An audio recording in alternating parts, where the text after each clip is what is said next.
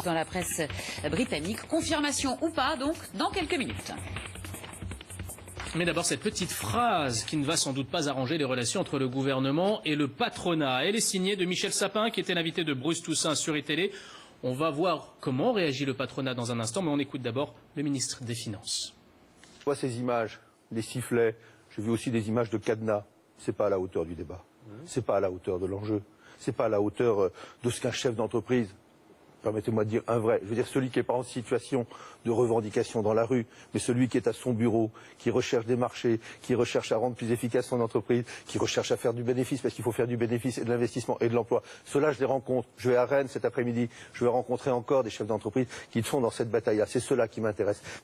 Alors, nous sommes en ligne avec Guillaume Quéroux, président du Club des entrepreneurs. Bonjour, merci de réagir sur iTélé. Est-ce que vous vous considérez comme un vrai chef d'entreprise ? Non, mais c'est assez accablant, je veux dire, il n'y a pas de...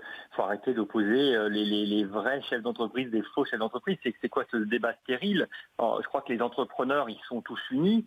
Faut rappeler que la taille des entreprises françaises, c'est inférieur pour 99% à 20 salariés. Donc c'est vrai que tous les entrepreneurs, on va tous dans le même sens, on va dans le sens de l'emploi, de la préservation de la compétitivité de nos entreprises, avec des marges qui n'ont cessé de baisser.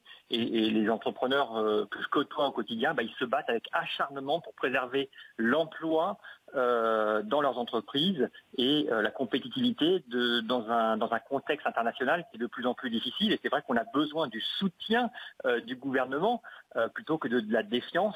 Et c'est encore, je pense, un faux pas d'un ministre qui doit au contraire aider et soutenir les entrepreneurs plutôt de les d'opposer les uns aux autres. Il n'y a pas des entrepreneurs qui adhéreraient au MEDEF ou à la TGPME d'un côté et puis de vrais entrepreneurs, des artisans, des commerçants de l'autre côté qui se battent au quotidien. Non, je crois qu'on va tous dans le même sens, celui de l'emploi et de la compétitivité de notre pays. Il faut que le ministre des Finances et des Comptes publics en soit conscient. On a l'impression un peu d'une spirale infernale dans les relations entre le gouvernement et le patronat, où les petites phrases des uns répondent aux sifflets des autres.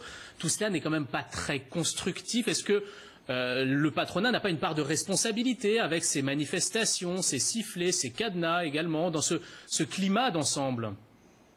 Enfin, globalement, on ne peut pas dire que le patronat en fasse trop. Je veux dire, la situation des entreprises aujourd'hui est catastrophique. On a un niveau de prélèvement social et de taxes qui a totalement rendu exsangue nos entreprises. La situation de l'emploi est dramatique. On détruit, en France, on détruit 8000 emplois par mois. Faut bien comprendre que les chefs d'entreprise n'ont pas le temps de manifester. Si à un moment donné, on fait valoir on souhaite se faire entendre, c'est vraiment qu'il y a un problème. Et le problème, il est profond, effectivement, avec certains ministres du gouvernement. On a de très bonnes relations avec le gouvernement actuel, mais c'est vrai que ce type de propos n'est pas acceptable, je veux dire, dans le contexte dans lequel nous sommes tous côté du gouvernement pour sortir effectivement la France de l'impasse du chômage. Et puis côté entrepreneurs et entreprises, de sortir nos entreprises du marasme dans lequel nous nous trouvons. Merci beaucoup Guillaume Quéroux d'avoir réagi en direct sur iTélé. Je rappelle que vous êtes le président du Club des entrepreneurs. Restez avec nous sur iTélé dans un instant. On va découvrir ensemble et en direct de Londres le casting du nouveau James Bond.